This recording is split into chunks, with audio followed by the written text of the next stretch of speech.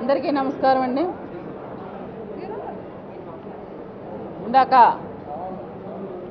గిరిజన శాఖ మంత్రి రావెల కిషోర్ బాబు గారు మాట్లాడుతూ పాపం చాలా ఆవేదన చెందారు. నేను సభలో దళితులకి గిరిజనులకి ఎంత సేవ చేస్తున్నాను, ఎన్ని నిధులు వచ్చాయి, ఇవన్నీ నేను చెప్తామనంటే సమాధానం చెప్తామనంటే ప్రతిపక్షం వినటం లేదని అంటున్నారు. ఇదే గిరిజన శాఖ మంత్రి రావెల కిషోర్ బాబు గారికి నేను ఒకటి ప్రశ్నిస్తున్నాను. అయ్యా, మా గిరిజన ప్రాంతాల్లో ఈరోజు విద్యార్థినులు చదువుకునే విద్యార్థులు రక్తహీనత, పౌష్టిక ఆహారం లోపం వలన పిట్టల్లా ఈరోజు హాస్టల్స్లో చనిపోతున్న సంగతి అసలు మీ దృష్టికి వచ్చిందా అని చెప్పి సందర్భంగా మంత్రివర్యులను అడుగుతా ఉన్నాను. వారు అంటున్నారు చాలా నిధుల్ని మేము కేటాయిస్తున్నాం, చాలా అభివృద్ధి చేశామనని. ఈరోజు గిరిజన ప్రాంతాలలో ఇదే రావెల కిషోర్ బాబు గారు ఎప్పుడైనా సరే పూర్తి స్థాయిలో పర్యటించారని చెప్పి సందర్భంగా మేము అడుగుతా ఉన్నాం. మరి అటువంటి మంత్రివర్యులు ఈరోజు ఆ గిరిజన శాఖ అనేది మాది, మా గిరిజనులకు సంబంధించినటువంటి పదవి, మా గిరిజనుడు కాదైనా మా సంస్కృతి సాంప్రదాయాలు ఆచారాలు ఆయనకి తెలుసుంటుంటే ఈరోజు మా గిరిజనుల ఆవేదన కానీ మా గిరిజనుల అభివృద్ధి కానీ పట్టుండేది. కానీ అవన్నీ పక్కన పెట్టి ఈరోజు 2 శాఖలకు ఆయన మంత్రి పదవి నుండి గిరిజనుల్ని పూర్తి వివక్షతో ఈ చంద్రబాబు నాయుడు ప్రభుత్వం చూస్తూ ఉందంటే దానికి ముఖ్య కారణం చంద్రబాబు నాయుడు గారే బాధ్యత తీసుకోవాలి. ఎందుకంటే ఈరోజు గిరిజన శాఖ మంత్రిని కనీసం గిరిజనుడికి ఇవ్వలేనటువంటి దౌర్భాగ్యం. అలాగే ముఖ్యంగా గిరిజన సలహా మండలి అనేది మా రాజ్యాంగపు హక్కు, ఎవరి భిక్ష కాదు. రాజ్యాంగంలో 5th షెడ్యూల్లోనే చెప్తా ఉంది, ఏదైతే చట్టసభలకు వచ్చినటువంటి గిరిజన ఎమ్మెల్యేలు ఉన్నారో 3/4% ఇవ్వాలని చెప్పి చట్టమే చెప్తా ఉంది. కానీ ఈరోజు ప్రభుత్వం చంద్రబాబు నాయుడు కనీసం గిరిజన సలహా మండలిని ఏర్పాటు చేయలేదు. ఎంత సిగ్గుచేటంటే ఈరోజు, ఎందుకంటే వైఎస్ఆర్ కాంగ్రెస్ పార్టీ ఈరోజు మొత్తం రాష్ట్రం విడిపోయిన తర్వాత 7 నియోజకవర్గాల్లో 6 నియోజకవర్గాలు ఎమ్మెల్యేలంతా కూడా వైఎస్ఆర్ కాంగ్రెస్ పార్టీ ఎమ్మెల్యేలు, ఒకే ఒక్కరు టీడీపీ ఎమ్మెల్యే.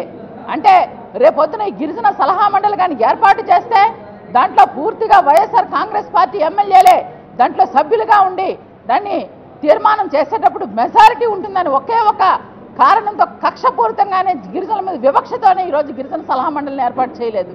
మరి అటువంటి గిరిజన సలహా మండలి ద్వారా నిన్న చదివారు మంత్రివర్యులు చాలా అభివృద్ధి చేస్తున్నామనని.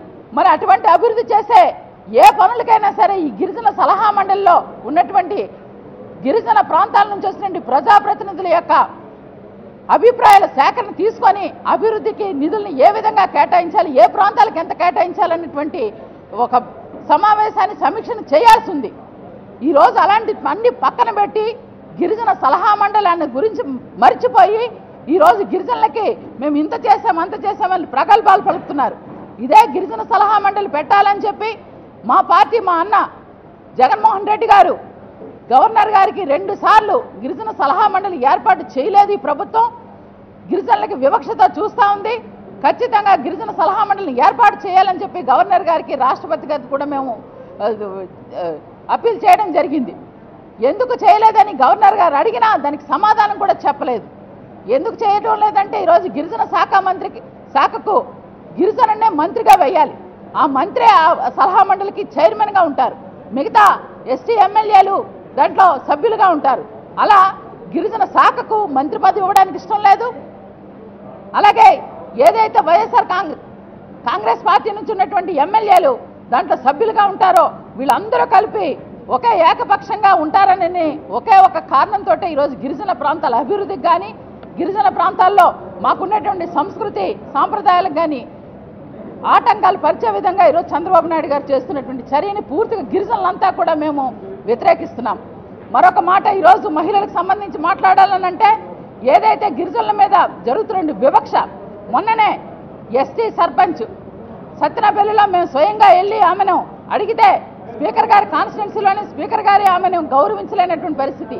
ఎందుకమ్మా గౌరవించలేదనంటే కేవలంగా క్యాస్ట్ ఫీలింగ్, ఆయన కూర్చున్నటువంటి డయాస్ మీద సమానమైనటువంటి సీట్లో ఆమె ఒక ప్రత్యేక అతిథిలాగా కూర్చోవాల్సి వస్తుందని ఒకే ఒక కారణంతోనే కనీసం సభకు కూడా రానికోకుండా ఆమెను పోలీసులతో నిర్బంధించారు.